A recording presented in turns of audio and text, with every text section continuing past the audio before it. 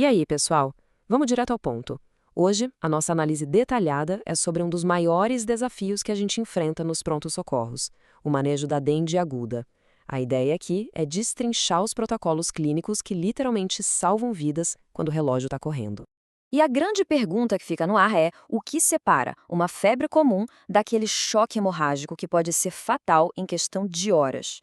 O vírus da dengue é mestre no disfarce, né? Começa parecendo uma virose inespecífica qualquer e de repente evolui sorrateiramente para uma permeabilidade vascular grave. É exatamente por isso que a nossa triagem e a nossa atenção na emergência precisam ser implacáveis. Para entender toda essa dinâmica de decisão da equipe médica, a gente vai seguir o seguinte roteiro: 1. O espectro clínico. 2. Os sinais de alarme. 3. Os critérios de laboratório. 4. A classificação de risco. E, por fim, o número 5, que são os protocolos de hidratação e choque. Começando, então, pela seção 1, o espectro clínico da dengue. É fascinante e muito perigoso pensar que a mesma doença viaja de casos assintomáticos ou de febre leve até uma síndrome fulminante. E o que de fato define a dengue hemorrágica?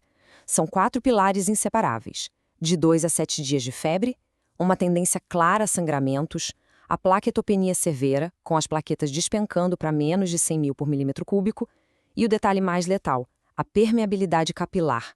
A gente vê isso no laboratório pela hemoconcentração, que é o sinal claro de que o plasma está vazando dos vasos sanguíneos. É aqui que mora o verdadeiro perigo. E isso nos leva direto para a seção 2, identificando os sinais de alarme, que é o momento da virada na avaliação. Pessoal, olhem bem para essa tabela, porque é nela que o jogo muda completamente. Se o paciente relata dor abdominal intensa e contínua, vômitos que não param de jeito nenhum, letargia ou fígado muito dolorido, isso não é só um sintoma desconfortável, é o organismo tocando uma sirene de emergência. E quando a gente junta esses gatilhos clínicos com alterações nos exames de sangue, como uma leucopenia seguida por um salto no hematócrito e queda abrupta nas plaquetas, a conduta muda drasticamente para evitar a síndrome do choque. Vamos avançar para a seção 3, critérios laboratoriais e monitorização. Aqui a gente vive uma verdadeira corrida contra o relógio biológico. Nos primeiros dias de febre, a busca foca no vírus em si. A gente usa o antígeno NS1, que sai rapidinho, ou o RT-PCR para detectar a viremia e descobrir até o sorotipo. Agora presta atenção na armadilha. Pedir a sorologia de IgM ou IgG antes do 6º dia é pura perda de tempo. Vai dar um falso negativo gigantesco e criar uma perigosa sensação de segurança. Tem que pedir o exame certo no dia certo. E gravem muito bem essa porcentagem, 20%. Se nos exames seriados o hematócrito basal do paciente der um salto de 20%, é a prova definitiva de vazamento plasmático grave.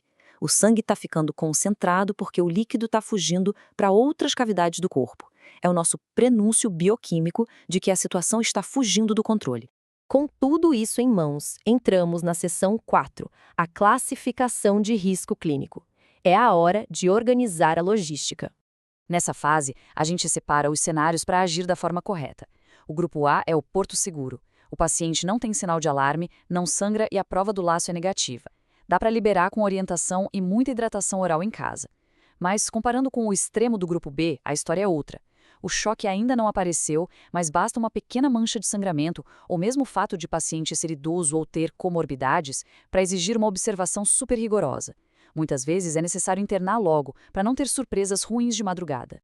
Esse fluxograma de triagem mostra bem como a decisão é tomada na emergência. É uma coisa meio se isso então aquilo, num ritmo frenético. A primeira coisa que o médico avalia é: tem sinal de alarme ou evidência de choque?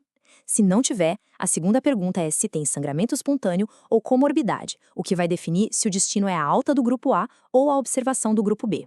É a sistematização salvando vidas no meio da loucura do pronto-socorro. Chegamos à seção 5, protocolos de hidratação e choque. Essa é a linha de frente.